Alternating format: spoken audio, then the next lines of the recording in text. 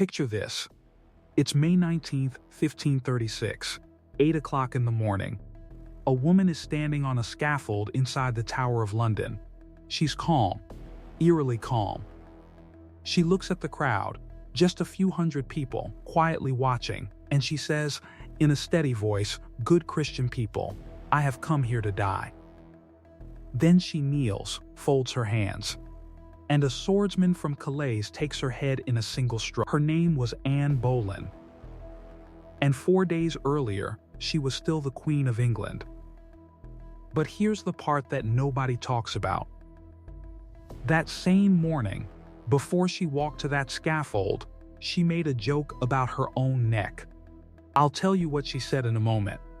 But first, you need to understand how she got there. Because this story doesn't start with a sword.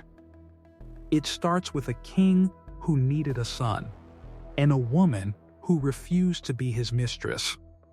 Henry VIII married Katherine of Aragon in 1509, and at the time, it looked like the perfect match.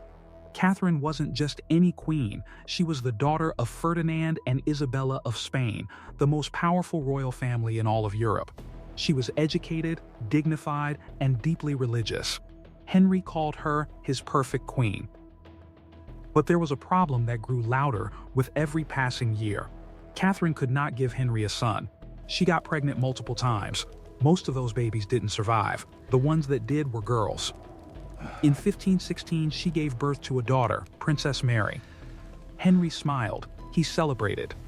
But inside, the panic was setting in. You have to understand that in 1509, there were no guarantees that a daughter would inherit the throne.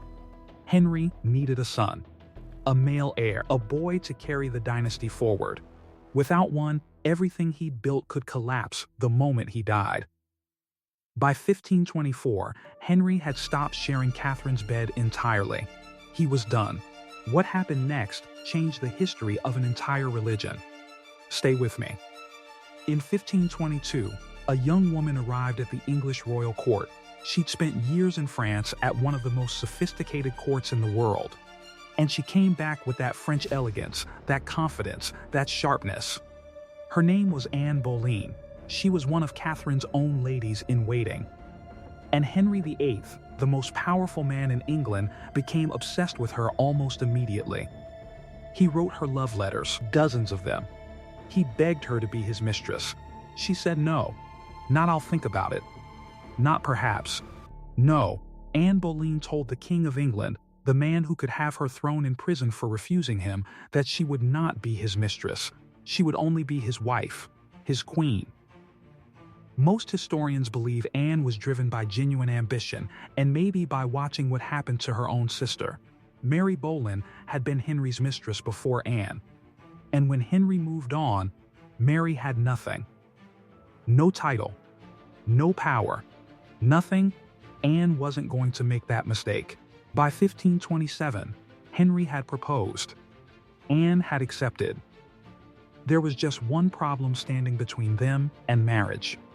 A problem with the Pope. And it was about to get very, very messy. Here's where this story stops being about love and starts being about power. Henry went to Pope Clement VII. He wanted an annulment, a declaration that his marriage to Katherine had never been valid in the eyes of God. The Pope said no, and you need to understand why. Catherine's nephew was Emperor Charles V, the most powerful ruler in Europe at the time. His armies had literally just sacked Rome in 1527. The Pope was, for all practical purposes, under Charles's thumb. Annulling Catherine's marriage would be a direct insult to the most dangerous man on the continent.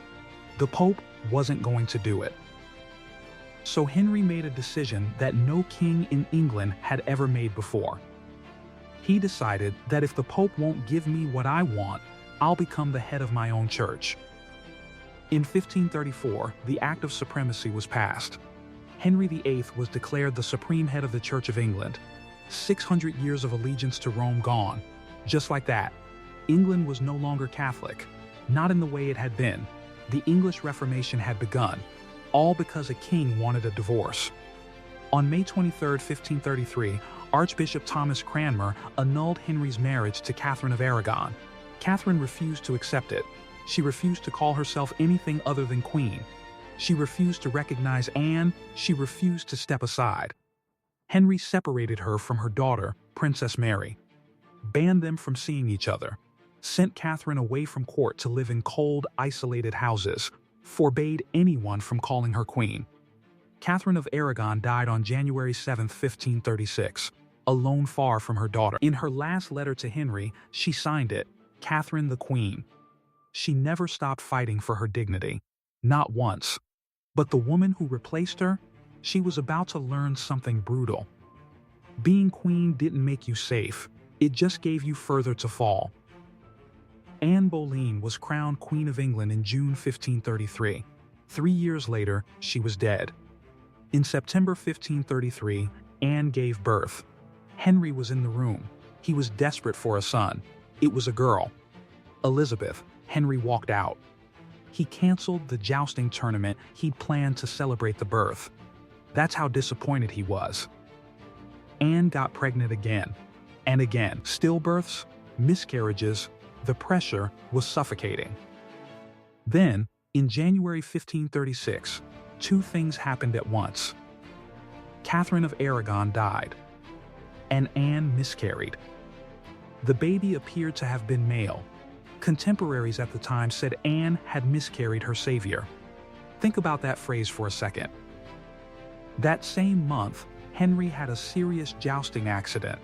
He was unconscious for 2 hours. Some historians believe this injury was a head injury, which may have changed his personality, made him more paranoid, more volatile, more dangerous. And that same month, Henry noticed a quiet, demure lady in waiting. Her name was Jane Seymour. Anne was watching history repeat itself. The same thing she had done to Catherine was now happening to her.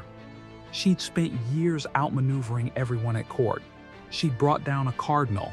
She'd broken the Pope's hold on England. She'd made herself queen. And now she was powerless. In April 1536, Thomas Cromwell, Henry's chief minister, opened an investigation into Anne.